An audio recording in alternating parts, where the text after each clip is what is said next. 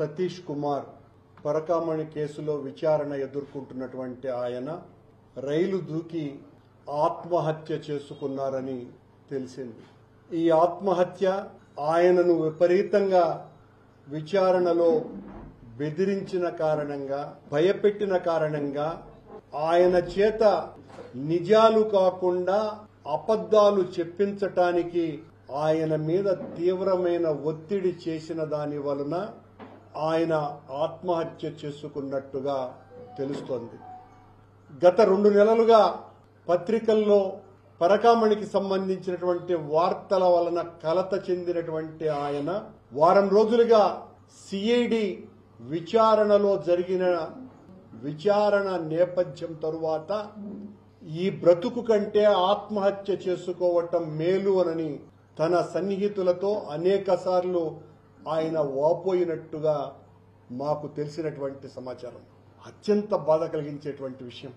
ఈ ప్రభుత్వం ఉద్దేశ్యపూర్వకంగా బలవంతంగా సతీష్ కుమార్ గారి చేత ఆయనను మానసిక క్షోభకు గురి చేసి ఆయన ద్వారా మా పేరును తీసుకొని వచ్చి నిందితుడుగా చేర్చటానికి ఆ సతీష్ కుమార్ గారికి మాకు ఏ రకమైనటువంటి సంబంధము లేకపోయినా నా పేరు చెప్పమని మరీ ఆ విచారణ అధికారులు బలవంతం చేయటం ద్వారా ఆయనను అడగటం జరిగింది.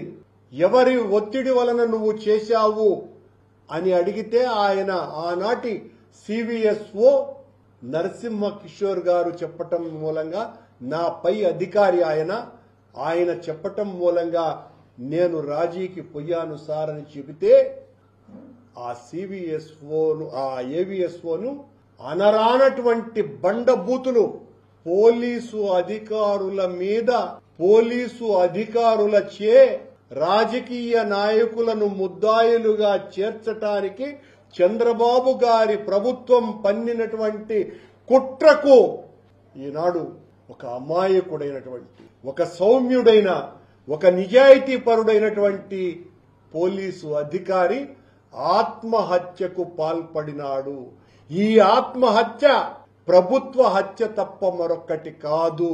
న్యాయమూర్తి గారి, గౌరవ న్యాయమూర్తి గారి ఆదేశాలకు భిన్నమైనటువంటి విచారణ చేస్తూ ఈ పోలీసు వాళ్లను మానసిక క్షోభకు గురి చేస్తూ, రే వాడి పేరు చెప్పురా, పేపర్లో వస్తా ఉంది కదరా వాడి పేరు, యూట్యూబుల్లో ఉంది కదరా వాడి పేరు అని లం కొడక, అంతకంటే దారుణమైనటువంటి బూతులు పోలీసు అధికారుల మాట్లాడడం కాకుండా ఏ విచారణార్హత లేనటువంటి లక్ష్మణరావు అనేటువంటి క్రిమినల్ లయ్యర్ ఒకడు అక్కడ కూర్చొని ఈ సతీష్ కుమార్ ని బండబూతులు తిట్టి, మనిషి జన్మ ఎట్లా పుట్టినావురా నువ్వు, చచ్చిపోరా నువ్వు, నీలాంటి మనిషి బతికేదెందుకురా అని ఒక సతీష్ కుమార్ ని మాత్రమే కాదు సుమా, ఇంత దారుణంగా ఈ విచారణ ఎదుర్కొంటున్నటువంటి అధికారుల మీద,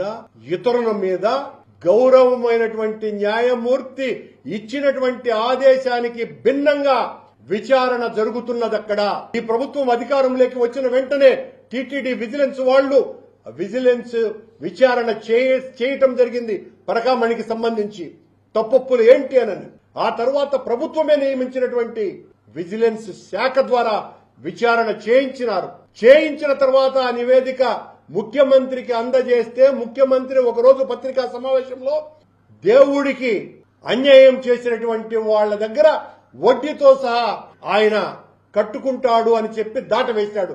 ఆ తర్వాత చెప్పకుండా పత్రికా సమావేశంలో ఎవరి మీదైతే మా మీద రోజు నేను ఈ ప్రభుత్వం చేస్తున్నటువంటి అపచారాల మీద, దాష్టికాల మీద మాట్లాడుతున్నాను కనుక నన్ను దోషిగా ఇరికించటం కోసమని గత కొద్ది రోజులుగా టీటీడీ అధ్యక్షుడి దగ్గర నుంచి పాలక మండలి సభ్యునితో సహా, లోకేష్ గారితో సహా ఎలా ట్వీట్లు చేశారో, ఎలా మాట్లాడినారో అందరికీ కూడా తెలుసును.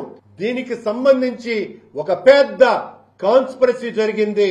ఈ సతీష్ కుమార్ గారు అనేటువంటి వ్యక్తిని గురించి ఇప్పుడున్నటువంటి విజిఓ, కొండ మీద ఉన్న విజిఓ రామ్ కుమార్ ఎన్నిసార్లు బలవంతంగా మాట్లాడినాడో బయటకు రావాల్సినటువంటి అవసరం ఉన్నది. ఏవిఎస్ఓలు ఎలా మాట్లాడినారో అది బయటికి రావాలి. ఒక పాలక మండలి సభ్యుడు నిరంతరం నా మీద దాడి చేసేటువంటి వాడు అనేక సార్లు ఈ సతీష్ కుమార్ కు ఫోన్లు చేసి మాట్లాడినటువంటి విషయాలు బయటికి రావాల్సినటువంటి అవసరం ఉన్నది. ఒక్క మాటలో చెప్పాలంటే ఈ రోజున ఏవిఎస్ఓ, ఈ రోజున రైల్వే అధికారిగా ఉన్న ఆ సతీష్ కుమార్ మరణానికి కారణమైనటువంటి విషయాల మీద సిబిఐ ఎంక్వైరీకి సిద్ధపడాలి ఈ ప్రభుత్వం. ఆ మరణం వెనుక దాగి ఉన్నటువంటి కుట్ర బయటికి రావాలి. వీళ్లు ఊరికనే పచ్చ మీడియా, తెలుగుదేశం పార్టీ, కూటమి ప్రభుత్వానికి అనుకూలమైనటువంటి వాళ్లు ఇది అనుమానాస్పద మృతి అని ఒకవైపున మా మీదనే దీని మీద నెట్టాలనేటువంటి ప్రయత్నం నీకి సమాధానంగా నేను చెప్తున్నా. దీని మీద సతీష్ కుమార్ గారి మరణం మీద విచారణ సిబిఐతో చేయించేటువంటి దమ్ము మీకుందా? వెంటనే విచారణ చేయించండి. అలాగే ఈ 10 రోజులుగా అక్కడ జరుగుతున్నటువంటి ఈ సిఐడి విచారణ తతంగం మీద కూడా న్యాయమూర్తి గారి ఆదేశాలకు భిన్నంగా నన్ను ఇరికించటానికి ప్రయత్నం చేస్తున్న ఈ విచారణ మీద కూడా సిబిఐ ఎంక్వైరీ వెయ్యాలి. ఇంత దారుణం జరుగుతున్నది. భగవంతుని పేరు చెప్పుకొని మమ్మల్ని ఇరికించేటానికి విశ్వ ప్రయత్నం చేస్తూ రోజు దాడి చేస్తున్నామనేటువంటి భయంతో ఈ రకంగా ఇరికించాలా, ఎట్లో ఒకట్ల కేసుల్లో జైలుకు పంపించాలా అన్నటువంటి తాపత్రయంతో ఈ రోజున ఈ ప్రభుత్వ దాష్టికానికి ఒక అమాయకుడైనటువంటి పోలీసు అధికారి బలైపోయినాడు.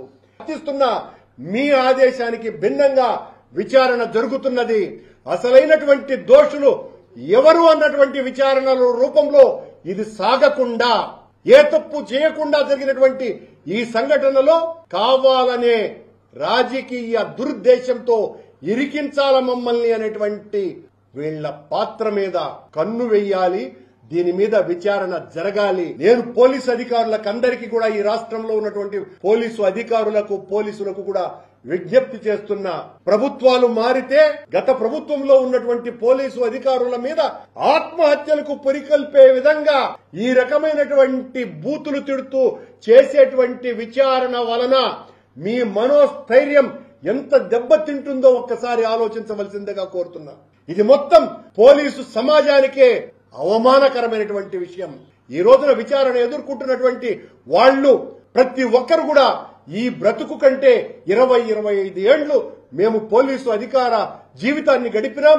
ఈ రోజున మా పైన విచారణ చేయించేటువంటి ఈ అధికారుల యొక్క బూతు మాటలకి, విచారణ తీరుకి మేము ఆత్మహత్యలు చేసుకోవటం కంటే మాకు మరొక గతి లేదు అనే స్థాయికి తెచ్చినారు. అంటే అలాంటిది ఈ ప్రభుత్వంలో సాటి పోలీసు అధికారులే పోలీసులకే భయపడేటువంటి పరిస్థితి తీసుకొని వచ్చింది చంద్రబాబు గారి ప్రభుత్వం. పోలీసు అధికారుల మీద, పోలీసు అధికారులతో విచారణ చేయించి తప్పుడు సలహాలు తీసుకునేటట్టుగా చేసి తప్పుడు కేసులు నమోదు చేయించటానికి, వాళ్లనే ఆయుధాలుగా వాడటానికి ఈ రోజున ఈ ప్రభుత్వం కుట్ర పన్నుతున్నది. ఈ రకమైనటువంటి సాంప్రదాయం రాకూడదు. దీనికి స్వస్తి పలకాలి అంటే పోలీసు సమాజం మీరు స్పందించాలి. అమాయకులైనటువంటి పోలీసు అధికారులు ఈ రోజున బలైపోతున్నారు. హత్యగా భావించి దీని మీద సిబిఐ చేత విచారణ చేయించవలసినటువంటి అవసరం ఉన్నది. ఇంత దారుణం. అక్కడ తప్పు జరిగి ఉంటే ఏ శిక్షకైనా మేము సిద్ధంగా ఉన్నామని అనేక సార్లు చెప్పడం జరిగింది.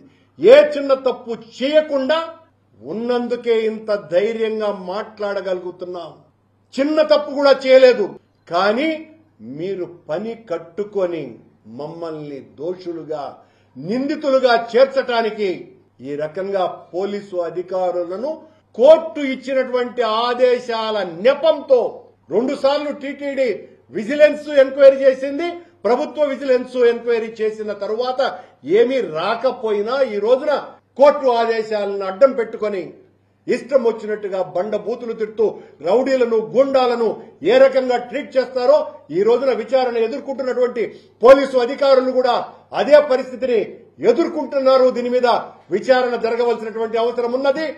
కఠినంగా సతీష్ కుమార్ మరణానికి కారణభూతమైనటువంటి ఈ ప్రభుత్వం మీద, పోలీసు అధికారుల మీద ఎవరైతే ఆయన మీద ఒత్తిడి చేసినారో వాళ్లను దోషులుగా చేర్చి నిందితులుగా మార్చి వాళ్లను జైలుకు పంపించాల్సినటువంటి అవసరం ఉన్నది అన్నటువంటి విషయం పోలీసు అధికారులకందరికీ కూడా, ఎవరైతే సమాజం కోసమని, ఈ సమాజ శ్రేయస్సు కోసమని కష్టపడి త్యాగాలకు సిద్ధపడ్డటువంటి నిజాయితీ పరులైనటువంటి పోలీసు అధికారులంతా ఈ రోజున స్పందించాల్సినటువంటి అవసరం కూడా ఉన్నది. ఒక అమాయకుడైనటువంటి అధికారి ఈ ప్రభుత్వ దుర్మార్గానికి బలైపోయినాడు. దాన్ని ఆత్మహత్యగా కాకుండా మా మీద కుట్రగా మార్చి దాన్ని హత్యగా మార్చేటువంటి ప్రయత్నం కూడా చేస్తున్నారు అన్న విషయాన్ని కూడా గుర్తు చేస్తున్నాను ఈ సందర్భంగా.